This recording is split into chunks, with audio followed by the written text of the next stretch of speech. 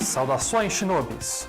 Está começando agora mais uma edição do Shinobi News e hoje, no modelo um pouco diferente do habitual, trago aqui a vocês uma notícia a respeito do sistema Flock do Google. Para quem não sabe, esse sistema Flock nada mais é do que uma tentativa de contornar ou até superar os cookies de terceiros. E também, para quem não sabe, os cookies de terceiros basicamente são formas de anúncios, formas de rastreamento responsáveis por coletar dados dos usuários e muitas vezes esses dados não seriam compartilhados voluntariamente pelos usuários. São dados que dizem respeito a hábitos de navegação, pesquisas, gostos e muitas outras coisas. São justamente dados que servem de base para que anunciantes dirijam anúncios específicos para vocês. E essa prática não é nova, nem um pouco nova no mercado. Inclusive, muitas pessoas com certeza já se depararam com anúncios que batem perfeitamente com alguma coisa que elas tenham pesquisado eventualmente. Sim, esses são os cookies de terceiros e eles captam muitas informações sobre o usuário.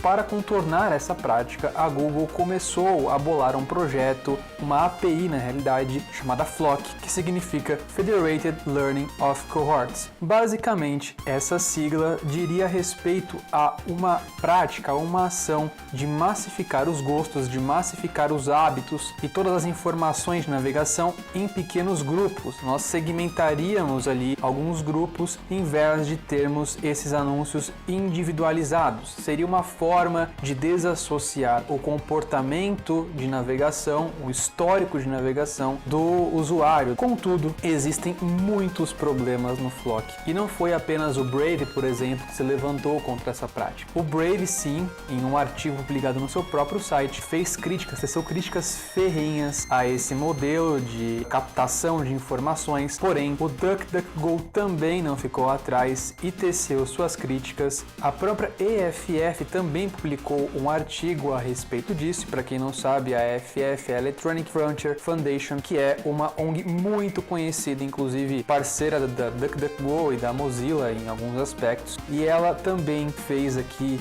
um artigo dizendo o porquê que essa nova solução apresentada pela Google é uma péssima ideia. Bom, e por que a Flock é uma péssima ideia? Primeiro vamos analisar os argumentos do EFF. Bom, segundo a EFF, existem novos problemas de privacidade. O primeiro deles é o fingerprinting. Então eles dizem aqui que o primeiro problema é o fingerprinting, que basicamente é uma prática que consiste em recolher o máximo de dados possíveis sobre um usuário, sobre os dados de navegação de um usuário, para criar um perfil único e estável, uma identificação estável para aquele navegador, ou seja, esse navegador ele se torna reconhecível, ele passa a ter uma impressão digital a partir das informações muito minuciosas e discretas que se coletam desse navegador. Então a gente teria um primeiro problema relacionado ao fingerprinting. O Google basicamente diz que a vasta maioria dos Flock, eles vão contemplar milhares de usuários. Então, um ID que seria gerado por esse Flock sozinho não deveria ser o bastante para distinguir você de uma pequena base de milhares de usuários. Porém, isso ainda faz com que o fingerprinting possa reconhecer você unicamente. Se um tracker, se um rastreador tiver acesso ao seu Flock, ele apenas terá que identificar você a partir de uma base pequena de milhares de usuários, em vez de uma base de centenas de milhões de usuários, até mais do que isso. Aqui são as palavras do próprio EFF. Basicamente, o primeiro problema do fingerprinting também diz respeito a essa redução. Enquanto antes você poderia ficar anônimo entre milhares de pessoas, agora você foi reduzido a um pequeno grupo de talvez no máximo milhares de usuários, em vez de milhões, que tem ali gostos parecidos com os seus. O segundo problema aqui seria a exposição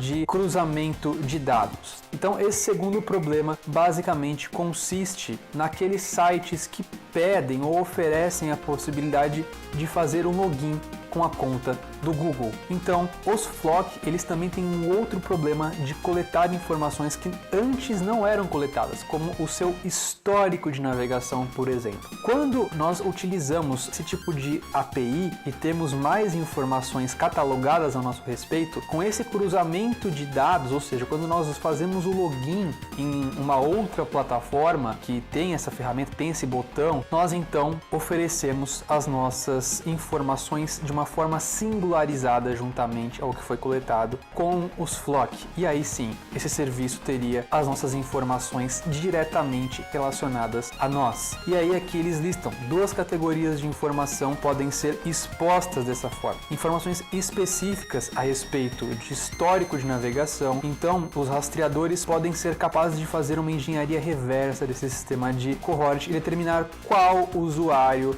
é dono de determinadas informações coletadas. E o segundo problema com isso seriam as informações sobre os interesses demográficos. Observadores, eles podem aprender que membros de um específico nicho de cohort são basicamente tipos específicos de pessoa. Então, por exemplo, um cohort particular pode representar usuários que são jovens, mulheres, ou negros, né? Jovens mulheres negras. Outro cohort, então, pode representar votantes republicanos, né? Votantes de partido republicano de meia idade. Isso são só os argumentos elencados pela EFF.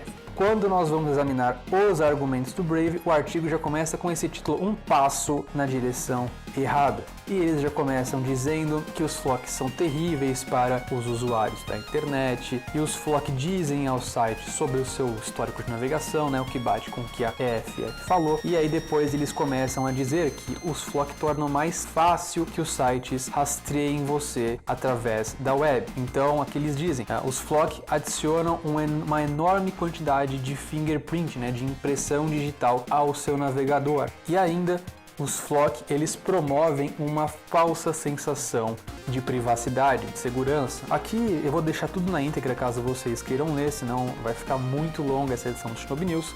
Porém, eu queria só mostrar para vocês que o Google está sim tentando implementar uma nova política, uma nova solução de coleta de informações para tentar contornar os cookies, mas na verdade isso é um tiro no pé e expõe muito mais o usuário do que os velhos cookies de terceiros.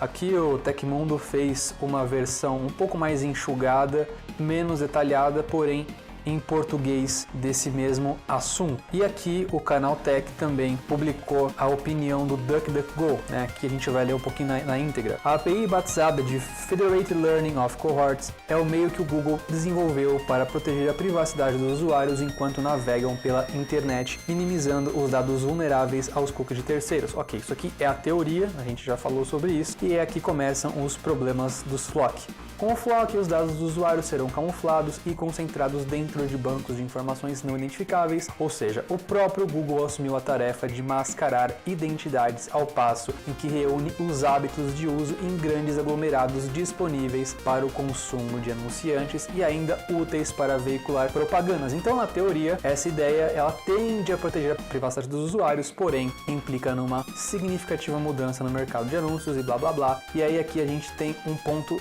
bastante interessante, que é o descontentamento do DuckDuckGo. Primeiro, as Flock elas não são eficientes nessa tal máscara, visto que ela permite o cruzamento de dados, como nós já vimos. Se um site oferece o login pelo Google, essa informação pode ser associada aos cohorts através de algoritmos, ok?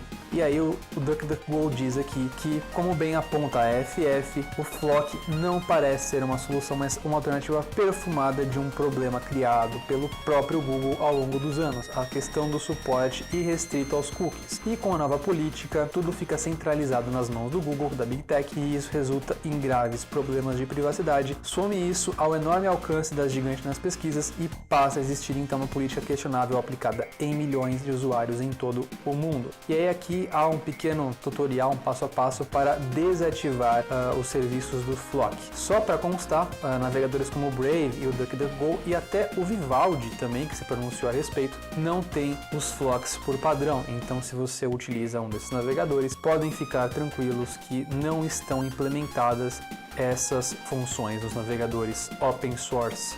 que se preocupam minimamente com a privacidade dos usuários. Aqui é a página do GitHub do Brave e foi constatado que o Brave ele removeu completamente todas as APIs do Flock, ok? Bom, aí aqui para a gente pontuar em último lugar, nós temos também no artigo do Tecmundo aqui que um ponto interessante é que a privacidade da Google, ao criar grupos de interesses não exclusivos por meio das Flock, ignora que os dados sobre um usuário são únicos e também pessoais e importantes para aquela pessoa. Isso aqui é a opinião do Brave, tá? Do CEO do Brave. E o que nos leva ao terceiro ponto, dizer que privacidade é apenas ausência de rastreamento entre sites. Isso é um conceito totalmente equivocado. Por último, nós vamos então listar aqui uma outra crítica que fizeram a esse serviço de Flock, que foi tecido inclusive pelo pesquisador da EFF, o Dr. Bennett Cyphers. Ele disse que isso seria uma caixa preta de Machine Learning, que seria um aprendizado automatizado de máquina, e que reunirá todos os detalhes do que você faz online e com isso determinará que se trata desta ou daquela pessoa. Enfim, Shinobis, depois dessa dinâmica leitura de vários artigos, ficou claro que não parece uma boa ideia utilizar esse serviço de Flocks, que parece, na verdade, muito mais perigoso do que o velho serviço de cookies. E por hoje é isso aí, Shinobis. Eu espero que isso tenha, de alguma forma, alertado vocês e que ajude no combate às Big Techs e no aprimoramento de sua privacidade. Vou pedir a praxe para que vocês se inscrevam aqui no canal e considerem fazer uma pequena doação para contribuir com a produção de nosso conteúdo. Afinal de contas, nós vivemos disso e precisamos do seu apoio para continuar. Eu vou ficando por aqui e nos vemos na próxima.